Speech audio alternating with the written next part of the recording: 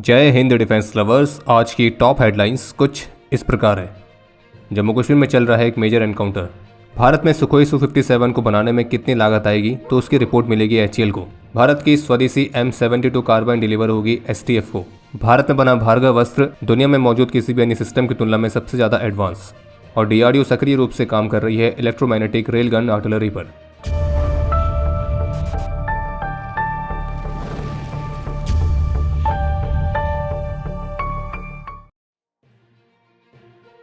जम्मू कश्मीर के किश्तवाड़ में जो एक काउंटर टेररिज्म ऑपरेशन लॉन्च किया गया था, तो इस ऑपरेशन से जुड़े हुए कुछ महत्वपूर्ण अपडेट्स सामने आए हैं और बेहद ही दुख के साथ हमें आपको बताना पड़ रहा है कि इस ऑपरेशन के दौरान हमारे एक वीर जिनका नाम है हवलदार गजेंद्र सिंह, वे अपने अदम्य साहस और वीरता का परिचय देते हुए वीर गति को प्राप्त हुए हैं। हम ईश्वर से प्रार्थना करते हैं कि हमारे इस वीर की आत्मा को शांति मिले और ये देश इनके सर्वोच्च बलिदान के लिए सदा इनका ऋणी रहेगा। और जबकि मीडिया रिपोर्ट्स में इसी ऑपरेशन के दौरान हमारे कुछ अन्य सोल्जर्स की भी घायल होने की रिपोर्ट है, जिन्हें उपचार के लिए हॉस्पिटल में एडमिट किया गया है। और इसी ऑपरेशन के दौरान एनकाउंटर साइट से भारत की सिक्योरिटी फोर्सेस ने आतंकियों के हाइड आउट को भी बस्ट किया है। और फिलहाल अभी जिससे मैं हमें वीडियो रिकॉर्ड कर रहे हैं, तो ये ऑपरेशन अभी भी जारी है और इस पर डिटेल्स आनी बाकी हैं। तो इस पर जो भी अपडेट्स रहेंगे हमारे डिफेंस अपडेट्स से आपको उसकी जानकारी मिल जाएगी। और क्विक अपडेट्स के लिए आप हमारे ऑफिशियल टेलीग्राम चैनल से जुड़ सकते हैं।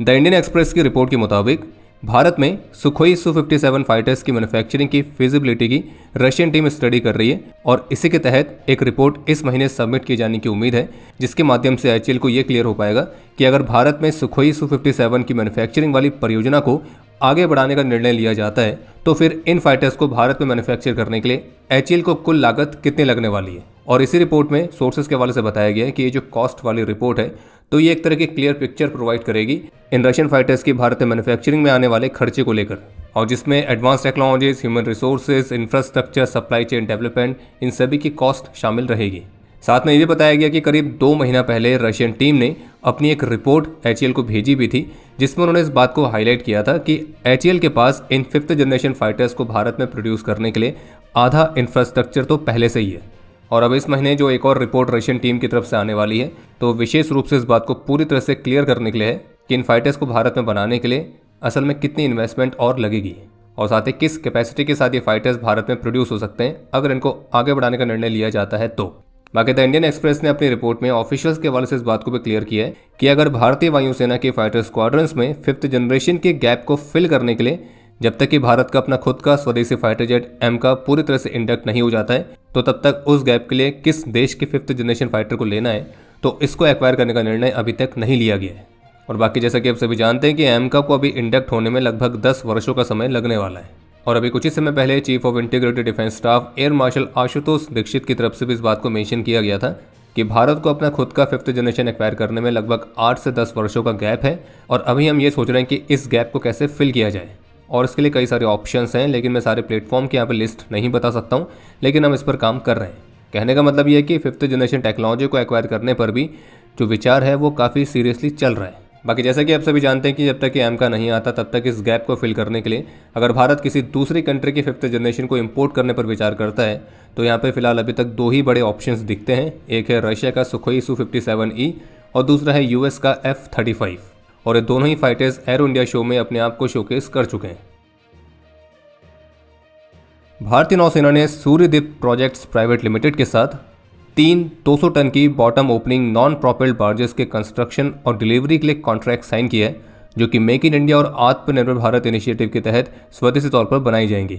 इसके अलावा एक और अपडेट है कि अभी हाल ही में जो सोलर डिफेंस एंड एरोस्पेस लिमिटेड की medium calibre ammunition manufacturing facility का उद्घाटन किया गया था, तो इसी फैसिलिटी के उद्घाटन समारोह के दौरान अपने संबोधन में सोलर इंडस्ट्रीज के फाउंडर और चेयरमैन श्री सत्यनारायण नंदलाल नुवाल ने सोलर इंडस्ट्रीज द्वारा बनाए गए उनके भार्गव अस्त्र के बारे में कुछ महत्वपूर्ण बातें बताई, जिसमें उन्होंने कहना था कि भार्गव अस्त्र एक ऐसा सिस्टम है जो कि दुनिया में अभी तक किसी और देश के पास नहीं है। और इसकी खास बात यह है कि आप इसकी मदद से एक बार में 60 माइक्रो मिसाइल्स को लॉन्च कर सकते हैं, और चाहे तो आप उन मिसाइल्स को इंडिविजुअली भी लॉन्च कर सकते हैं। जबकि इसी तरह के सिस्टम्स जो अन्य कंट्रीज़ ने बनाए हैं, जैसे कि अमेरिका और अन्य देश, तो उनके सिस्टम्स एक बार में केवल 4 ही मिसाइल्स लॉन्च कर पाते हैं, लेकिन वहीं भारत का जो है वो 60 माइक्रो मिसाइल्स को लॉन्च कर सकता है। और उनका यह भी कहना था कि डिफेंस सेक्टर में आने का उनका एकमात्र कारण देश के डिफेंस सेक्टर में अपना योगदान देना था, बाकी व्यापार और मुनाफा उनके लिए सेकेंडरी है। और हम जो भी प्रोडक्ट बनाते हैं वो या तो देश में बिल्कुल भी नहीं बनते हैं, और अगर बनते भी हैं तो उनकी जो सप्लाई है वो हमारी ज़रूरतों को पूरा नहीं करती है।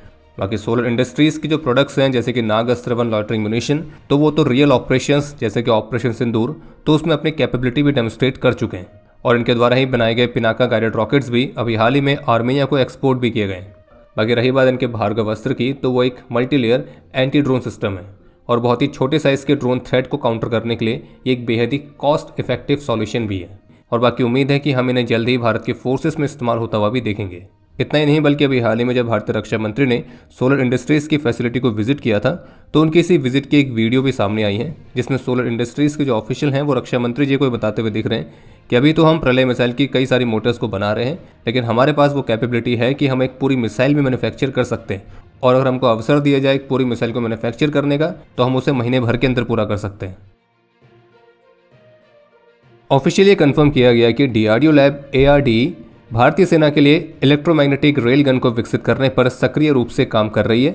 और मीडिया रिपोर्ट्स में क्लेम ये किया गया है कि इस परियोजना में विशेष रूप से इलेक्ट्रोमैग्नेटिक रेल गन आर्टिलरी को विकसित किया जा रहा है, और इसकी जो रेंज है वो लगभग 200 किलोमीटर तक होने की उम्मीद है, जो कि 50 किलोग्राम तक के पेलोड को मैक 6 के रफ्तार से लॉन्च करने में सक्षम होगी।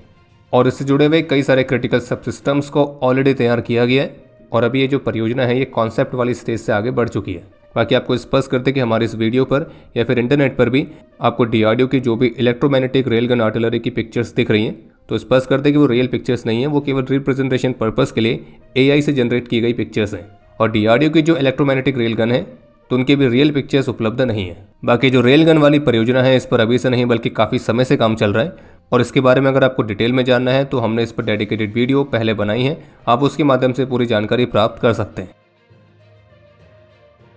भारत के नॉर्दर्न फ्रंटियर्स पर पहाड़ी इलाकों में रोड इंफ्रास्ट्रक्चर्स को इंप्रूव करने के साथ साथ जो BRO है वो वेस्टर्न बॉर्डर्स के साथ भी कनेक्टिविटी को इन्हेंस करने के लिए राजस्थान के डेजर्ट वाली रीजन में कुछ रोड्स को अपग्रेड कर रही है। और इसी परियोजना के तहत जैसलमेर रीजन में करीब 300 किलोमीटर से अधिक की बॉर्डर रोड्स को और भी वाइड और मजबूत किया गया है, और जो कि भारतीय सेना की ऑपरेशनल रिक्वायरमेंट्स को ध्यान में रखकर किया जा रहा है।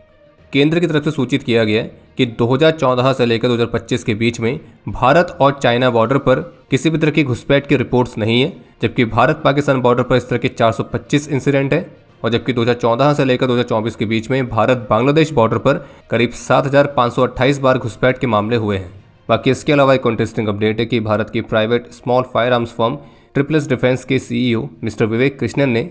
अपने ऑफिशियल एक्स हैंडल से एक और पोस्ट शेयर करके जानकारी दी है कि जल्द ही ट्रिपल डिफेंस द्वारा बनाई गई उनकी M72 कार्बाइन भारत की one of the finest police STF organisation को डिलीवर होने के लिए तैयार है, और इसी M72 कार्बाइन के एक बिहाइंड द सीन वीडियो को भी शेयर किया गया है। बाकी ट्रिपल डिफेंस की जो M72 कार्बाइन है ये 5.56 × 45 mm कैलिबर की है, जो कि 30 राउंड की मैगजीन कैपेसिटी के साथ आती है, और इसमें सेमी मोड और ऑटोमेटिक दोनों ही तरह के फायरिंग मोड मिलते हैं। बाकी अब समय है आज के इतिहास का। आज के दिन 2018 में जम्मू कश्मीर में देश के प्रति अपना कर्तव्य निभाते हुए लांस नायक सैम अब्राहम ने अपना सर्वोच्च बलिदान दिया था। आज के दिन 2011 में जम्मू कश्मीर में ही देश के प्रति अपना कर्तव्य निभाते हुए राइफलमैन दीपक पंवार वीर गति को प्राप्त हुए थे। आज के दिन 1994 में जम्मू कश्मीर में एक ऑपरेशन के दौरान अपने अदम्य साहस और वीरता का परिचय देते हुए BSF के हेड कांस्टेबल कालीराम शर्मा, नायक B स्वरूप दुबे, लांस नायक Shankar Singh, constable Lalit Daimary, constable S वागीसी और कांस्टेबल देवेंद्र कुमार पाटिल ने अपना सर्वोच्च बलिदान दिया था। आज के दिन 1990 में 22 असम राइफल्स के राइफलमैन शरद चंद्र कलीता और राइफलमैन बिशन राम ने अपना सर्वोच्च बलिदान दिया। और आपके लिए आज का प्रश्न है कि भारत के इंसास फैमिली के तहत टोटल कितने टाइप की गन्स बनाई गई हैं। और अब समय है आज के टॉप 3 कमेंट्स का, जो ये रहे आपकी स्क्रीन पर।